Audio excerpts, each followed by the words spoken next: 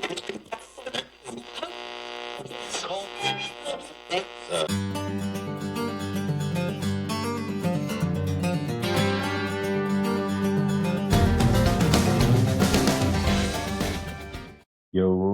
so vain. You probably think this song is about you. You're so vain. Ladies and gentlemen, welcome to this episode of the Stable Parenting Podcast. My name's Shane Jacob, and I thank you for taking your time to be here with me today. So, I was recently listening to this great song by Carly Simon, "You're So Vain." And I was thinking about the words as I was listening to it. So I decided I was thinking about the definition of vanity, of vain. So I decided to look up the definition because I wasn't 100%. I was a little fuzzy on for sure what it meant. And what I found in my Google search was kind of interesting, and I'll tell you what it said when I looked up vain. Here's what I found. Vanity, it's said to be, according to Google, excessive pride in or admiration of one's own appearance or achievements, an inflated sense of self-importance, particularly regarding one's appearance, qualities, or accomplishments. So I thought, that doesn't sound all wrong to me. Sounds like kind of what I'm going for. So I decided, well, it said excessive pride. So I looked up pride because that's kind of a confusing word. Pride, the definition of pride that I found is a feeling of deep satisfaction derived from one's own achievements, the achievements of those with whom one is closely associated, or from qualities or possessions that are widely admired. Consciousness of one's own dignity. Hey, I mean, a feeling of satisfaction from what my own achievements and the achievements of the people that are close to me sounds right to me. Consciousness of my own dignity sounds right to me. What about proud? Definition of proud, having or showing a high or excessively high opinion of oneself or one's importance. Wonderful. I mean, that's the goal, right? Conceited. Well, that didn't sound right. Conceited was listed as a synonym for proud. So what's conceited? Definition of conceited: excessively proud of oneself, proud. So it's kind of a circle, but conceited, according to the definition I looked up, as negative as it sounded, as the negative connotation it had to me, the definition just said proud of oneself, right? And then I thought, well, what is excessive, excessive? According to who? According to who wrote this, who's also a human being, who's going through the same life processes that you and I are, trying to improve it. The thing of it is these words are confusing. They're not clear. Most of them have a negative connotation, but they sound like what you and I are going for, the goal. I mean, am I supposed to have pride or not? Because the definition I read sounded pretty good. And these words and other words and all words really are part of how we're socialized. They're a part of what we take in as learning into our brain. We take in information that becomes part of our belief systems, and we accept it as factual without questioning it, and then we live our lives based on these beliefs, okay, automatically, not without even thinking about it. I'm going to share some more propaganda that from the web, okay? When I was reading about conceit, it said people who are born into wealth live. Conceit is people who are born into wealth live largely pampered lives or are constantly praised without criticism, may develop an exaggerated sense of their own importance and abilities. Okay, so again, what is an exaggerated sense of my own importance and my own abilities? Because I believe that my importance, and by the way, your importance and everybody else's importance, ought to be 100%. 100%. So what do you mean? What's too much? What's too important? What's an exaggerated sense? And I've never been born into wealth, and I'm largely pampered, so I don't really can't comment as having experienced this. But what I do believe, this says, if you're constantly praised without criticism, you're going to develop an exaggerated sense of your own importance. I reject the idea that you must be criticized and knocked down constantly in order to, not get too full of yourself. What does too full of yourself even mean? You ever think about that? These are the kinds of things and thoughts and beliefs that we have that have just come to us that are automatic. I read on. Constant positive comments, encouragement, and reinforcement from a person's social circle, whether in real life or online, can contribute to an inflated sense of self. This is where I decided I'm having a podcast on this because I reject this idea that positive comments, encouragement, and reinforcement from our social circle is going to contribute to it can create an inflated sense of self, but I'm still getting the idea that's not the goal. That's not the objective, that something is wrong or negative, or that shouldn't be the way that we want things to be. Said Canate, also on the web, back to reading on the web, conceit can be an innate trait or a learned behavior. Well, hold on a minute. Okay. Conceit, innate, the last I checked, meant you're born with it. Okay. So you're going to tell me, Mr. Webb, Internet Web, that a little baby right out of heaven, okay, according to me, according to not just me, but according to what I believe, right out of heaven, a child of God, just this newborn little baby is born with conceit? Ain't no way, okay? Individuals may observe and imitate the arrogant behaviors of others. Now, when you say arrogant, that's a whole different word, okay? And that has a whole different meaning. And these are the kinds of words that I agree with that we should stay away from, that make sense to me. Okay, arrogance. Okay. The web says arrogance can emerge when a person's self-image becomes their entire world, placing them at the center of the universe and devaluing others. Okay. Now, devaluing others, placing yourself higher, thinking you're better than someone else, is something that, of course, that we don't agree with. An unfounded belief in one's own superiority can lead to a sense of entitlement, special treatment, and a lack of respect for others. I'm not talking about lack of respect for others, entitlement, superiority, arrogance. I'm better than you in any way. Those things we reject. But the idea of vanity, okay, admiring your appearance and your achievements, I think I'm 100%. I think vanity ought to be the goal. Okay. Unless you think it means that you're better than somebody else. Okay. Or for some reason you're spending way too much time in front of the mirror and it's, hurting yourself somewhere else. But see, that is not, you wouldn't be doing that if you were working on the beliefs about yourself, about improving the beliefs about yourself. That is usually comes from a lack of self-esteem or a low self-image of why people practice this arrogance and so on and so forth. The notion, okay, the unsaid message to me, and maybe think about this and tell me if it's also true for you. The unsaid message is that if we practice vanity, if we are vain, if we have pride, if we admire ourselves and our achievements, that we are at risk of becoming arrogant and superior, and we think we're better than everybody else, and so on and so forth. And you know what? I say that's total BS. Not true.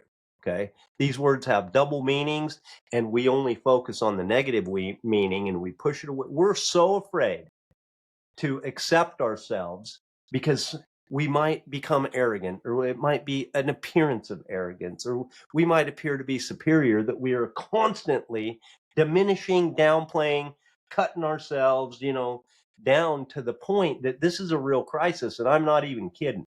Okay. They all have a negative connotation, but why is that? Why is vanity perceived to be a bad thing? If the definition is to have excessive pride or admiration of one's own appearance and your achievements and inflate your sense of self-importance, if you're not going to inflate it to where you're better than someone somewhere else, I come with me and let's all go for it. That's what I'm talking about. Okay. Because the thing of it is human beings that are in the same boat that you and I are write these definitions, and they, the people who wrote these definitions, and the human family, really, we all have this challenge of believing who we are and what kind of value that we have, and most of us are are gauging ourselves too low. Okay. And that's the real thing. Most human beings don't believe they're amazing. Okay. Because if I even say that, a lot of people are be like, oh, you think you're arrogant. Okay. If you think that way, you're going to be considered to be, you're arrogant. You're too cool for school. Stuck up. Betty better than thou. Anybody better than thou? Betty better than thou? Anybody know her? Um, and really talk about confusing arrogance and superiority, and when we condemn other people, condemnation, all of that, okay, comes from a lack of self-importance, not too much self-importance. We're trying to prove to ourselves that we're enough, that we're okay in the world, that we have value, that we're as good as we all have this need, and we're trying to prove it. And when we have a really low need, we're really trying to prove it. And then we look like we're trying to, and then these other things, a lot of times we can, tip the edge to where we're putting other people down, and we're trying to prove that we're better than other people so that we increase our value to where we can be acceptable to ourselves. So what I'm saying is all these things that we don't want to be are caused from a lack of. Do you see why this is backwards? Am I making sense? We take this here's why these words and other thoughts that we pick up are important. Okay. Because they become our beliefs. They become our belief systems. And if you haven't intentionally decided what to think about yourself, you're operating on your default setting. And you know what your default setting is? Almost all human beings' default setting is going to say, is going to have a lack of self-confidence, a lack of self-esteem, a lack of uh, self-importance, so that we're just not quite good enough. We don't really know if we're quite good enough. Okay. We don't want to talk about it because that's bad, apparently. But that's what we're automatically given by our socialization, by our default brain, our natural brain. And here's what I mean. Okay, let me just explain how this goes. Okay, we're born, we have an empty brain. Remember this little baby I talked about earlier has this little empty brain, and it develops, and it has its own unique DNA, and it's empty. And from the time we start breathing, you started breathing, and I, up until right this moment, we've been taking in, this brain has been inputting constant input, 24/7 input from all five of our senses input. Okay. We learn to walk, and our brain, one of the things about our default natural brain is it's very efficient. It likes to conserve energy. It likes to learn quickly. It likes to pick up things that work and do the same things over and over and over. We learn to walk, and then so we don't have to think about it. We just get up and walk somewhere, and we don't have to think about putting one foot in front of the other, right? We just get up and we walk. I grab a drink. I have a little swig of my drink, and most of the time I'm not too worried about spilling it all over me and this and that and the other, right? Because I've taken a drink so many times, or I've poured a glass of water as an example. We do these things automatically. And we do the same things again and again and again. You might drive the same way to work. You might brush your teeth the same routine. You might have the nighttime, like these routines that we just fall into, that we get because they're so efficient. We learn them, they work. Our brain is geared for survival, efficiency, conserve energy, and these things work great. So as we observe the world and all this input is coming in, okay, we learn how to survive without thinking. It just happens automatically.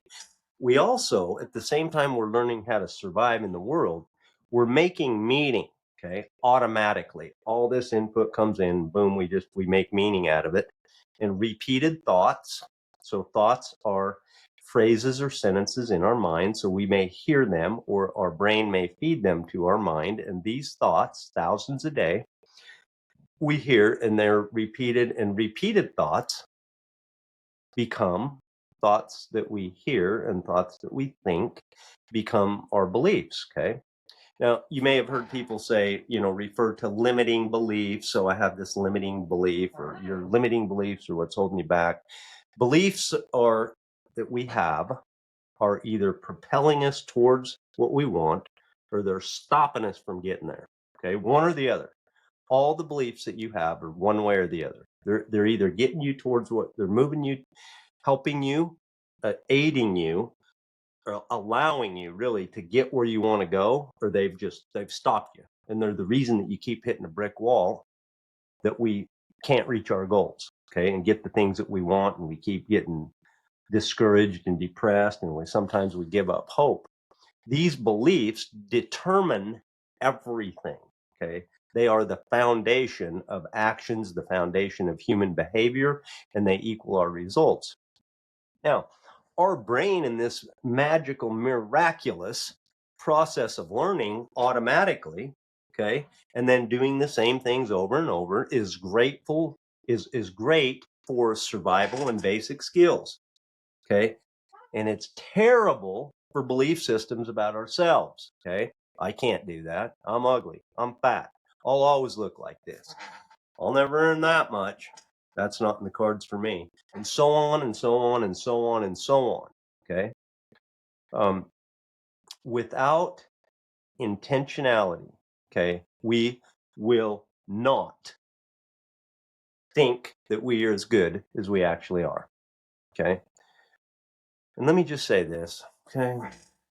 If you want to improve the way that you believe about yourself, you are not at risk of becoming arrogant or thinking that you're better than other people because you like yourself, or you love yourself, or you're trying to have a good relationship with yourself. Okay. That if you read anything like that on the internet, that's nonsense. Okay. The more that you love and like yourself, the more that you can love and like others. And that is the way it works. Okay. That is the way it works. And I know this from experience and from coaching so many people. Okay. And by the way, I tried it. Like I said, my own experience, I've already tried not liking me. Okay. And let me just tell you how that went. Forever, for a couple decades, for a long time. Okay. And it wasn't very fun. It wasn't very enjoyable. It wasn't very rewarding.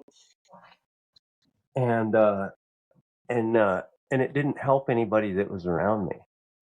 As a matter of fact, not only did it not help them, it hurt other people. I was not able to make my contribution, and give and love and participate in life as fully as I could have done. And so I tried it the other way, and it's an ongoing thing that I'm working on. But let me just tell you something, okay? Right now, I'm at a point that I really don't give a shit what you think about me, okay? Mostly. I try not to. And most of the time, I get it done. And it's not that I don't value your opinion, okay? You can think whatever the hell you want. But here's the thing, if you don't like me, I already tried that, and it was miserable. And I think you might have the same result. You ought to try liking me if you don't. And by the way, more importantly, try liking yourself.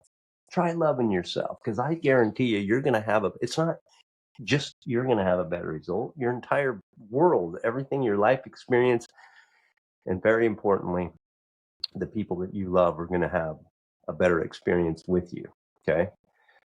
um, how we relate to ourselves, what we believe to be true about ourselves, is how we relate to the world around us. Okay. That's just the way it is. What we believe about ourselves equals our results. Okay. So don't be afraid of those words. I've got a new motto, and that's vanity is my goal. Okay. I'm going to inflate my sense of self-importance. I'm going to celebrate my achievements and even my appearance. And you know what? If you don't like my appearance, okay, I tried that too. I would highly recommend liking your appearance. Okay, no matter what the hell it is, it doesn't even matter. I mean, you got a choice to either like it or not. Why the hell wouldn't you? Regardless of what you think about it or believe about it now. Okay, I guarantee you that God already accepts it and He likes it. So that's just what I'm. That's what I'm. That's according to me, not just according to me, but that is what I believe. Okay, and this is one of the things that we work on, that we've been working on in stable living coaching, is changing beliefs. Okay, and I want to give you the steps right now. Okay, that we use in stable living coaching to change what you believe. Okay, the number one is first of all, and this is important and it's easily overlooked, the importance of it. Number one is just to uncover what you believe. Okay, and that is to find out what belief is giving you the result that you're getting. So if you're getting a result that you don't like, find out what belief is behind that. Okay, that's step one. The awareness alone is a significant step, because once that you see that, once that it clicks in your brain, you go, oh, that right there by itself alone, that beginning, your brain will automatically start subtly changing. Okay, so this is a very important step, is to not to shortcut, to really internalize that awareness. Okay, so that's step one. Step two is to decide, make a choice. God gave you the agency that you can choose whatever the hell you want. What if you could believe? Let me ask you this: what if you could believe anything that you wanted to about you? Just saying, anything. Okay, because you can. Now, it's not as simple as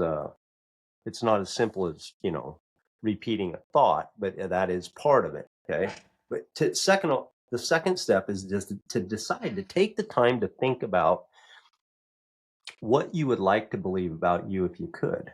Okay, because like I said, the thing of it is you can, and a lot of times this stuff's just happening automatically, and people live and die and never think about it, and that's okay. But hey, you just heard about it, and so I'm telling you, choosing with your agency to believe what you can because you can is going to be a uh, life changing, and not just for you, but like I said, for everyone. Think about what you would like to believe about you, okay, with no limits. And then, of course, the third one, step three, is to go about developing those beliefs. And that is a process that, like I said, you can't just think a thought. Like if when I was drinking, I was drinking every day, day in and day out. I was barely sober enough to even have a thought for a couple decades. And so, but if I just thought to myself, well, I would like to believe that I don't drink anymore, that I never drink. I would I could say that and I could think it, and I think I never drink, and my brain goes, "Yeah, you do. You drink every day." So that was too big of a stretch for me to accept, right? And so developing new beliefs, sometimes we have to ladder it. We have to get a thought or a belief that's not quite there yet, but we take steps and we move our thoughts to, sometimes I don't want to drink, or I didn't drink until noon today, or I didn't drink uh, today, or and then it goes on, and we ladder that up until you can fully believe the thought that you want to believe. And the steps, so what a belief is, okay, this is important. A belief is a thought that you hold in your mind, and you continue to think it, and you continue to prove it to be true. Okay, so as you continue to think your thought, your new belief, and you continue to prove it to be true, and you ladder it up and you move towards it, when you fully accept it as 100% true, then that's when it manifests. Okay, that's kind of how the law of attraction works and all of that. So step three is the short of it is to develop the new belief that you want on purpose. Okay, this work is not something that you want to overlook in your lifetime. Okay, I would encourage you maybe to listen to this again. Even better, go to stablelivingcoaching.com and check us out there, and check out our free trial, because your beliefs are the foundation, okay, of everything about you. Okay, everything. And this is where change happens. It happens at the foundational, at the base level down there at the bottom of the building. Okay. This is where miracle happens, and this is also where average happens. Okay. Where helplessness happens, where addiction happens, where unfulfilled happens. It all happens right here. But remember, this is also where miracles happen. And so the thing of it is you're way too valuable to dismiss this. Your life and your breath and the ones you love are way too valuable to overlook intentionally what you want to believe about you. Okay. Or to not make this a top priority in your lifetime of what you believe about you. Hey, thank you for taking your time to be here with me. Again, check us out at stablelivingcoaching.com. I think we still have the free trial going on. And remember, you cannot fail as long as you don't ever stop chasing it.